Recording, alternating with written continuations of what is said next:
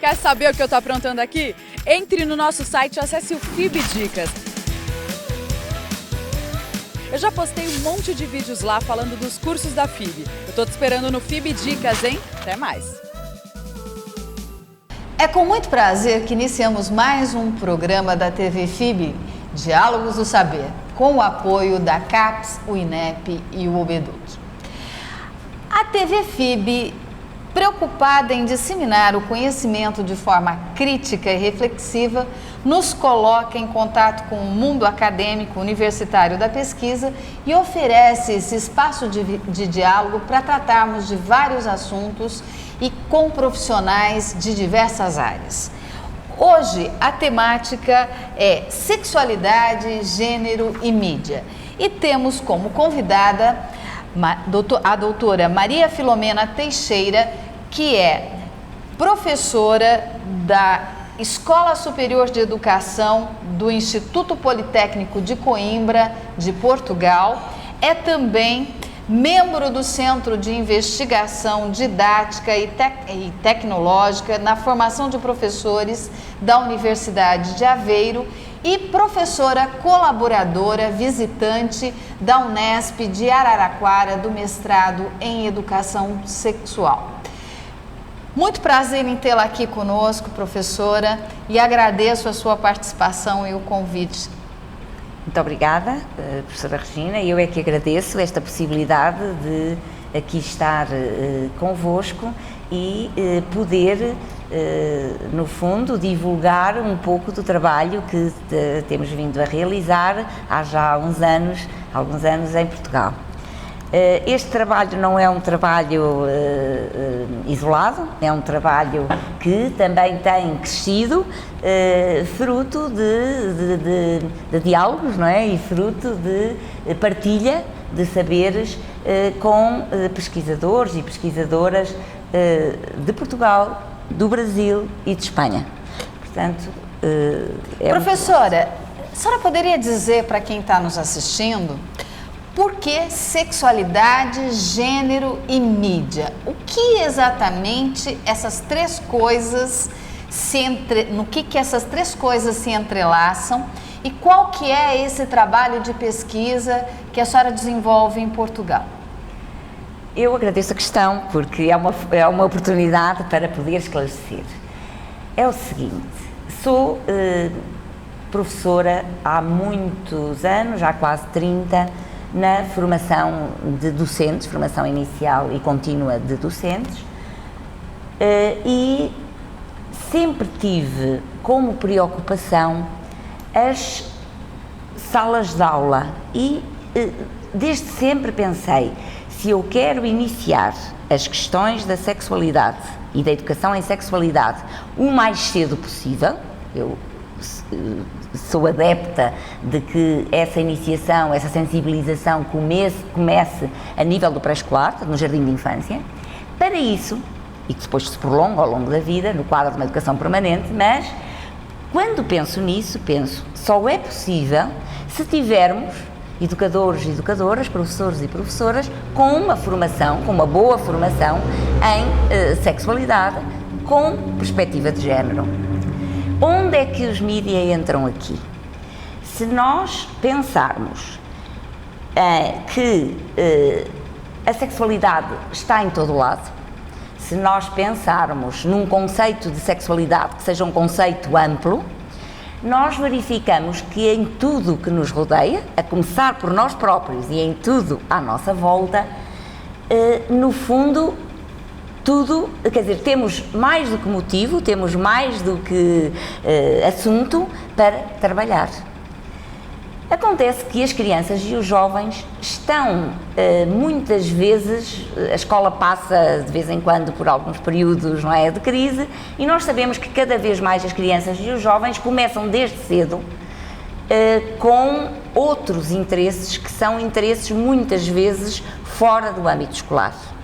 Então o que é que nós pensamos? Se queremos abordar as questões da sexualidade e do género, vamos pegar em artefactos culturais, portanto, no fundo, o próprio currículo da escola é o currículo formal, mas um currículo fora da escola é o currículo cultural. Então vamos analisar, vamos olhar para materiais, vamos olhar, por exemplo, para as revistas, vamos olhar para a publicidade, vamos olhar para a TV, para os filmes e para as novelas que aí passam, vamos olhar para os videoclipes que também passam na televisão e que nós sabemos que os jovens, os jovens de hoje, não só de Portugal, mas também do Brasil e de todo o mundo, passam muito tempo com música e interessam-se por essas questões.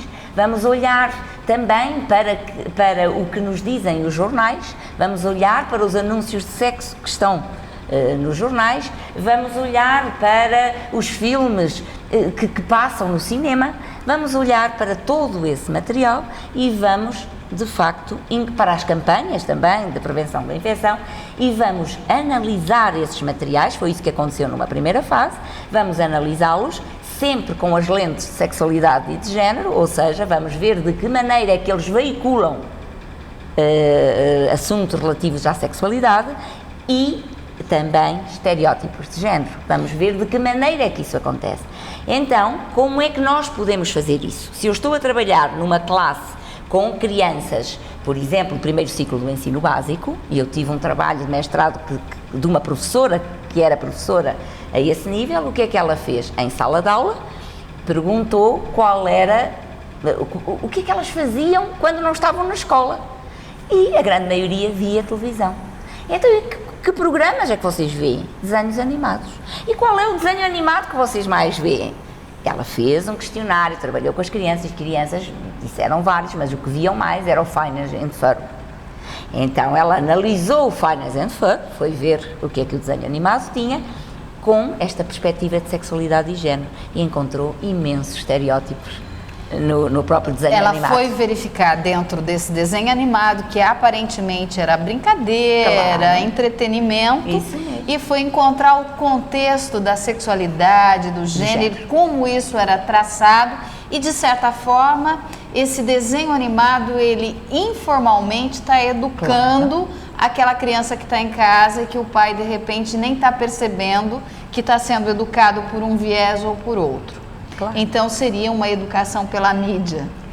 E eu até gostava de dizer uma coisa em relação a isso, e uma vez que este programa também se destina, não é, ao grande público, é que muitas vezes os pais e as mães não querem, são um obstáculo a que a educação sexual aconteça nas escolas, e a educação sexual não é sexo. Ou, aliás, não é só sexo, também fala sobre as questões de sexo, mas fala de muitas outras, não é?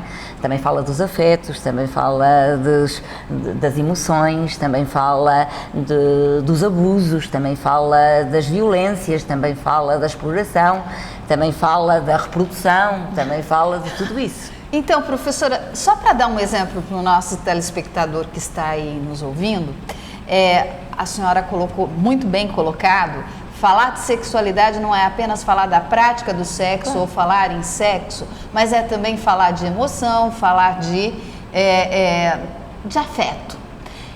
Nesse sentido, tem algum trabalho que foi feito que a senhora poderia exemplificar para a gente, que trabalhou com a questão dos afetos e da emoção?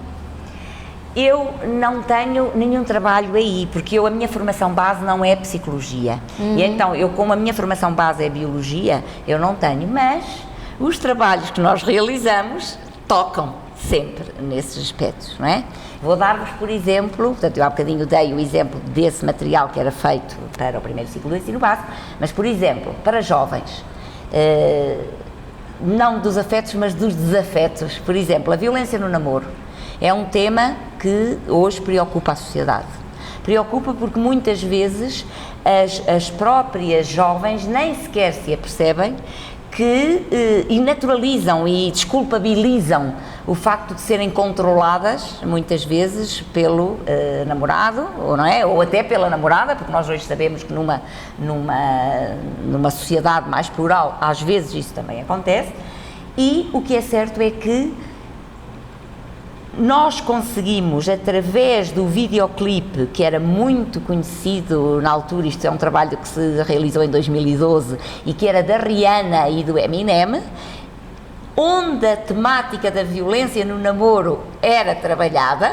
Quando fizeram o vídeo não pensaram, o videoclipe, não pensaram que ele pudesse ser feito nisso, mas de facto o que ali se passava era violência, e era uma violência entre duas pessoas que gostavam e que não é, que gostavam e deixavam de gostar, e nós sabíamos, pronto, também com a mesma metodologia, a professora que trabalhava em sala de aula com os alunos estudantes do ensino secundário e que viam videoclipes e que viam muito esse videoclipe, ela foi ver que ali tinha uma temática que podia ser abordada nas suas aulas de educação em sexualidade. E então a violência do namoro foi trazida para a sala de aula e foi trabalhada nesse sentido.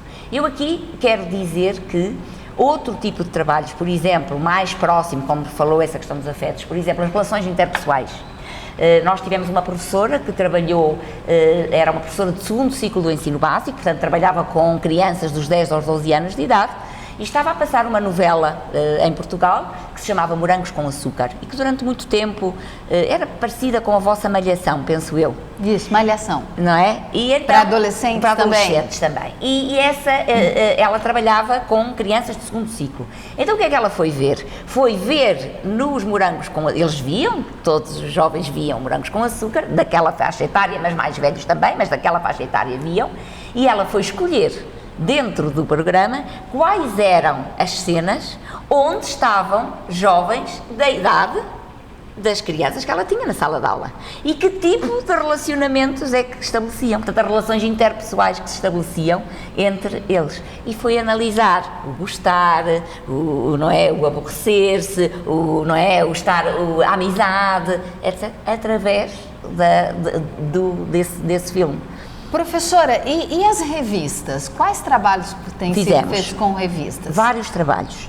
Em relação às revistas, foi o próprio grupo que inicialmente, ainda antes de começarmos, porque o projeto começou em 2008 e nós tínhamos que ter, não é, algum trabalho, porque esse já foi o trabalho com mestrandas ou com doutorandas, ou portanto a nível do mestrado ou do doutoramento, é um trabalho que surge depois do grupo já ter estudado, ter trabalhado, ter uma metodologia, não é, inclusivamente de tratamento, ter um instrumento, não, temos vários, mas temos um suporte num consultor científico, num trabalho muito bom de um professor da Universidade de León, em Espanha, que se chama Díaz Gutiérrez e que fez um trabalho em 2004 muitíssimo bom, está disponível na internet e que é um trabalho sobre videojogos. E nós, videojogos. E nós também fizemos isso. Ele, como era nosso consultor científico, ele veio ao nosso grupo, na altura, nosso grupo de investigação, ele veio falar-nos sobre a metodologia que tinha usado e nós utilizámos, no fundo, o que é que fizemos? Pegámos na metodologia dele e passámos, não é? Portanto, no fundo, adequámos aos mídia objeto de estudo. Se estou a analisar uma revista, vou olhar com aquele instrumento. Se estamos a analisar um videoclipe, é dessa maneira, um videojogo, etc. Professora, basicamente, qual é essa metodologia? Qual é o processo? Esse processo é um processo muito interessante, porque começa por aprender a olhar. Portanto, tem 4 etapas. Aprender a olhar. Aprender a olhar. E então, quando estamos à frente, imagino, por exemplo, há bocadinho falou-me numa revista, não é? Nós em Portugal temos uma revista que é a revista Bravo. A revista Bravo é semelhante à revista Toda Teen, que existe aqui no Brasil. Então, nós começámos por analisar as capas da revista. Pode pensar assim, mas o que é que as capas têm de interessante para um projeto de investigação? Têm. E analisámos as capas como? Primeiro, aprendendo a olhar, não é? Para a capa da revista. E nessa parte de aprendendo a olhar, nós vamos descrever o que vemos. Vamos ver dessa forma. Temos depois guiões, construímos guiões didáticos para ajudar a que as pessoas façam isso. Aprender a olhar. Depois, compreender e analisar. E então já temos questões um bocadinho mais a fundo para tentarmos perceber o que é que pode ver nessa capa. É conversar com a capa da revista. Dialogando com o próprio conteúdo que essa revista tem. Isso mesmo. A seguir, interpretar e avaliar. E depois transformar. E, portanto, na transformação, depois de eu ter aprendido a olhar, de eu ter compreendido o que vi, sempre sexualidade e género, nisto. O que é que esta capa da revista tem de sexualidade e género? Tem que se enunciar, tem que se fazer, é um trabalho sistemático, demora muito tempo, muita discussão, etc. Fizemos isso. Ora, nós não fizemos só para as revistas. Fizemos para as revistas, fizemos para a publicidade de rua, porque os jovens e as crianças, quando vão de casa para a escola, têm outdoors, têm MUPIs na cidade, cartazes, e então é preciso ver que mensagens de sexualidade e género são veiculadas através da publicidade. E professora, nesse trabalho de outdoor, que é interessante a gente ver, porque nós passamos muitas vezes pela rua, vemos o outdoor e achamos que, nem vimos, mas na realidade o nosso cérebro registra, né?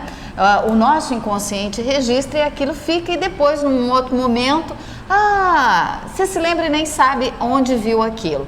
Você podia falar um pouquinho quais resultados que tiveram dessa pesquisa específica? Da publicidade? Da publicidade, porque é interessante, porque em todos os lugares, inclusive aqui no Brasil, essa questão do outdoor, dos cartazes, estão aí a todo momento, e não só nas ruas, como também dentro da internet, em forma de banners, propagandas e etc.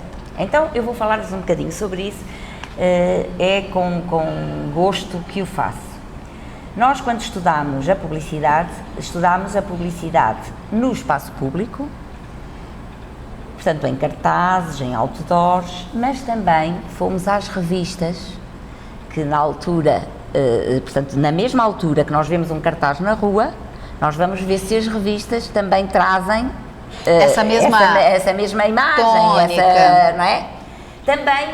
Também olhamos para se a televisão também está a passar anúncios sobre o assunto, mas os cartazes portanto, apesar de termos olhado para isso, analisámos especificamente outdoors na rua. E o que é que nós verificamos?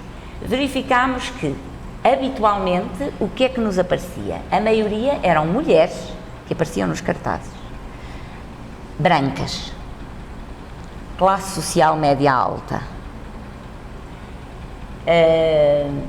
estereotipadas, portanto, a mulher aparece numa posição de subjugação em relação ao homem, portanto, notamos algumas mensagens sexistas, não é? Algumas situações sexistas. A forma como a mulher aparece nos anúncios, muitas vezes em anúncios de perfumes ou em anúncios de roupa ou de adereços, não é? A mulher muitas vezes aparece deitada, portanto, não é necessário, se eu quero apresentar um anel, ou se eu quero apresentar um perfume, eu não preciso de estar deitada. Mas, muitas vezes, no anúncio, a mulher aparece deitada. É muito interessante que o homem, às vezes a mesma campanha de perfume, o homem aparece em pé e a fazer um gesto. Eu estou-me a lembrar daquele do Million, não é? do perfume que saiu para o homem e para a mulher. Ele tem uma outra postura, os estereótipos ligados à figura masculina são diferentes. A mulher aparece muitas vezes com pouca roupa, o homem aparece sempre bem vestido e portanto, composto, não é? Ela deitada, ele em pé, portanto, o protagonismo é completamente diferente. A mulher aparece muito mais erotizada do que o homem. Muito mais erotizada. E ele simboliza o poder, ele simboliza a força. Há um anúncio muito interessante, eu tenho uma pena não ter trazido aqui, que era sobre roupa interior. E quando é sobre roupa interior, é evidente que as pessoas estão nuas. A roupa interior é a roupa íntima. Íntima, é isso mesmo. E então aparece um homem de boxer, é assim que vocês chamam cueca. De cueca. É isso mesmo, para nós é boxers, para vocês é cueca. E então aparece um homem para fazer a publicidade, não é, de uma cueca, portanto está nu, e o que é certo é que a imagem que aparece é, portanto, na zona dos genitais, aparece como se o vidro tivesse sido partido. Eu, a primeira vez que olhei para a imagem, disse, alguém atirou, porque os genitais estavam salientes, não é? Na cueca, mas estavam salientes. Não era vidro nenhum partido, era, portanto, a própria publicidade quiseram dar a imagem de que a força, a virilidade era de tal maneira que até portanto, explodia, não é? Ora, isto é interessante analisar, não é? E ver de que maneira é que acontece, não é?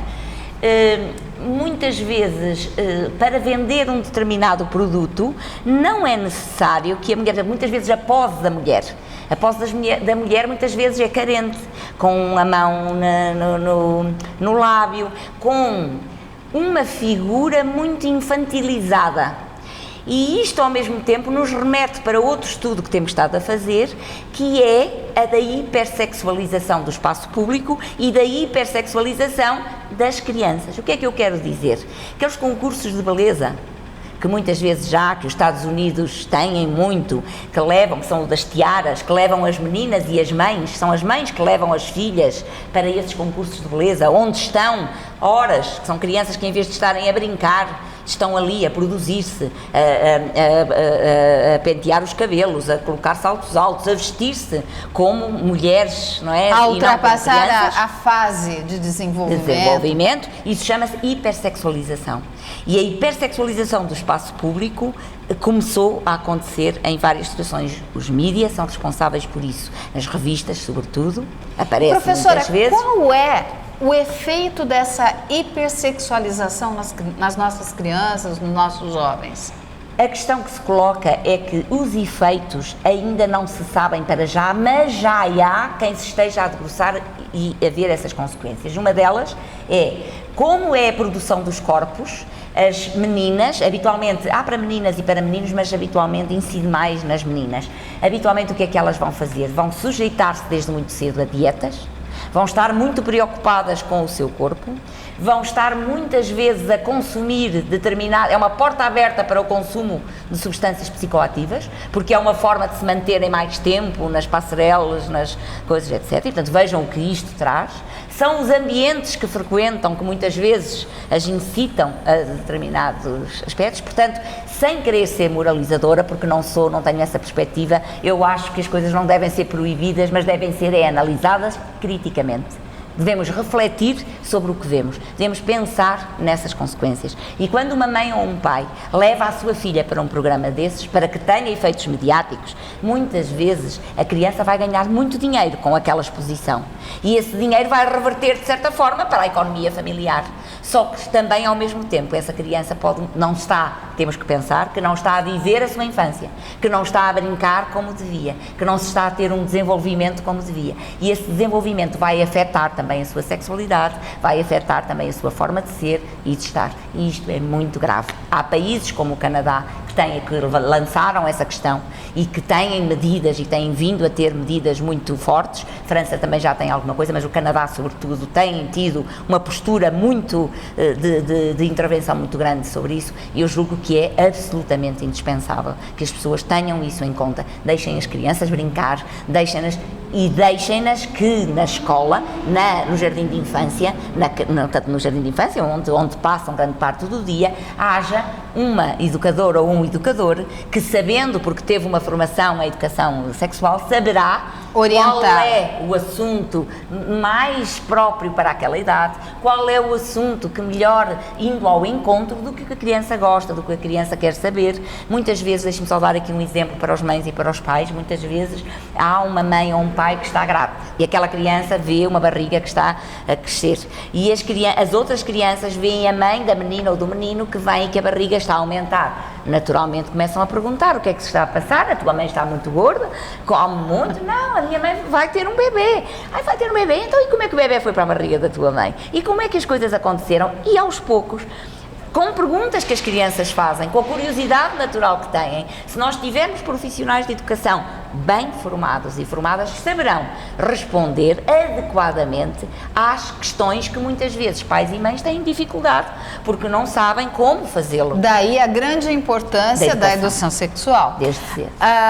Professora, o programa já está finalizando, mas antes de terminá-lo, uma curiosidade que eu gostaria de dividir com os telespectadores. Na última visita que fiz para a senhora em Coimbra, a senhora estava comentando de um trabalho de um dos seus alunos que vocês estavam fazendo acerca da prostituição e dos anúncios das acompanhantes, das prostitutas. Eu queria que a senhora falasse um pouquinho, então, que é bem interessante. Muito bem, então é o seguinte, nós estamos sempre preocupadas com as escolas, como disse.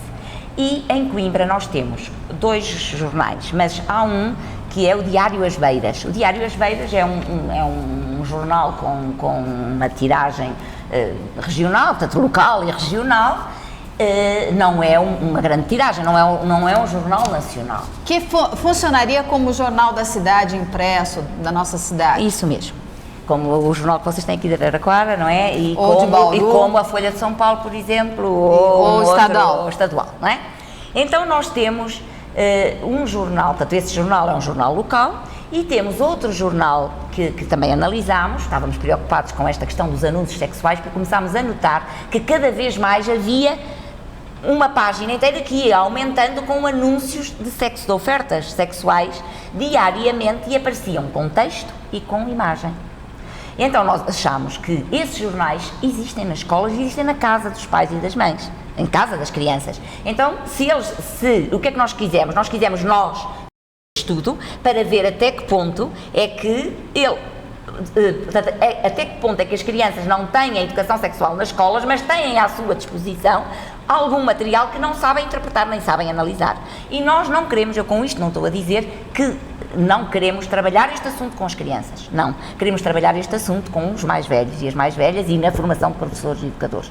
E esse trabalho não foi nenhum trabalho de nenhuma mestranda nem nenhum doutorando, foi um trabalho que eu e um outro pesquisador, que é o Fernando Marques, com quem trabalho há um tempo, e com um bolseiro de investigação que tínhamos na Universidade de Aveiro, resolvemos fazer esse trabalho. O que é que fizemos? Analisámos 1079 anúncios. No mês de setembro de 2011, analisámos 1079 anúncios. Todos os dias nós analisávamos os anúncios que saíam em 2 jornais, um de tiragem nacional, o Público, e outro de local. E o que é que nós notamos? Que o de tiragem local tinha muito mais anúncios do que o de tiragem nacional. O de tiragem nacional tinha por dia 2 anúncios. O de tirar 2 anúncios a um cantinho, que não eram explícitos, que não tinham imagens e que eram habitualmente casas de massagens. Nós é que íamos ver o que é que dizia na casa de massagem. Quando chegávamos à internet, víamos que por trás da casa de massagem estavam muitas vezes a prostituição. Mas não era explícito a esse nível.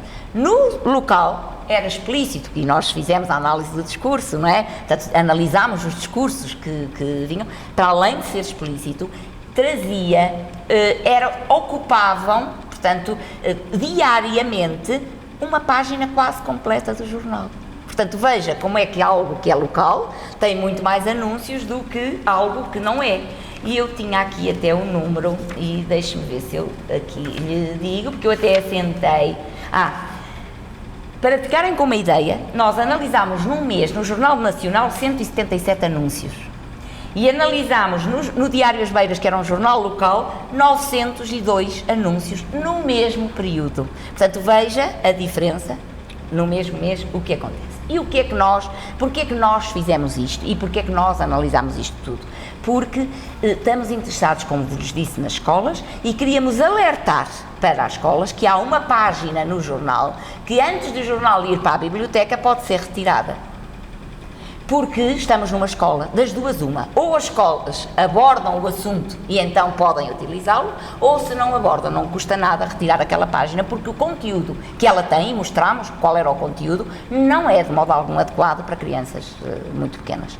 E, portanto, era só para dizer. E o que é que verificamos? Que a maior parte dos anúncios se dirigem, a maior parte dos anúncios dirigem-se a homens, mas são feitos por mulheres, portanto conseguimos ver isso, é fácil de ver pelos anúncios. Alguns, numa faixa pequena, eram, portanto, tinham no fundo, destinavam-se a um público, sei lá, homossexuais masculinos, portanto homossexuais mesmo. A lésbicas não encontramos nenhum que se dirigisse, a travestis, homossexuais masculinos e a heterossexuais, a grande maioria era a heterossexuais. E o tipo de linguagem que é expressa, o tipo de práticas, porque nós estivemos preocupados a ver o que é nos anúncios. O que se anuncia, a quem se destina o anúncio, quais as práticas sexuais oferecidas, quais as condições de serviço e quais as estratégias discursivas do anúncio. E o que é que nós notamos, por exemplo, nas condições de serviço? Verificámos que a maior parte dos anúncios, quando falavam em higiene, e higiene significa o uso de preservativo. Eram muito poucos, nestes 1079 anúncios, eram muito poucos, eram só uns 10%, no entanto, que falava em higiene, ou seja, que tinha por trás uma prática de sexo segura. Portanto, muito poucos. E isso nos mostra que a maior parte das vezes a gente há uma resistência, como a senhora disse no início, aqui no Brasil há uma resistência muito grande também de se discutir a questão da educação sexual. Haja vista no Congresso que foi falado para se retirar a palavra educação sexual e se colocou a palavra direitos humanos, e que a educação sexual informal ela está aí e às vezes massivamente, e que é necessário trabalhos como o que a senhora faz em Portugal, e por isso que nós ficamos muito felizes com a sua participação aqui, para mostrar um pouquinho do que tem sido feito em Portugal. Quero agradecer a sua participação aqui. Gostaria de pedir se a senhora pode deixar o seu e-mail para quem quiser entrar em contato.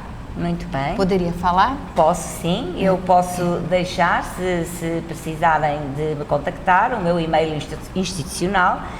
Eu, como tínhamos dito, eu estou na Escola Superior de Educação de Coimbra e, portanto, o meu e-mail é filomena@ESEC, Escola Superior de Educação de Coimbra.pt. Muito obrigada. Eu agradeço mais uma vez sua participação e qualquer dúvida, sugestões, por favor, entre em contato reginamumesso@uol.com.br e até uma próxima.